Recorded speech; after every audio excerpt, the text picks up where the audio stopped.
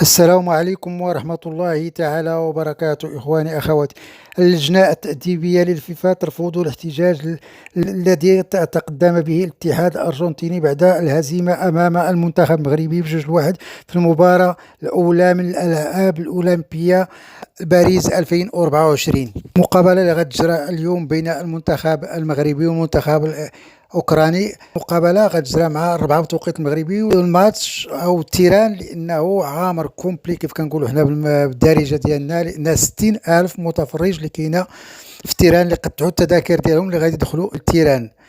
كنتمنوا التوفيق المنتخب المغربي الاولمبي. رسميا اللاعب موهوب لاعب فريق الرجاء البيضاوي اجتاز الفحوصات الطبيه والتقنيه، والآن لأنه اليوم سينا رسميا مع دينامو موسكو، لأنه ولا لاعب ديال دينامو موسكو الروسي.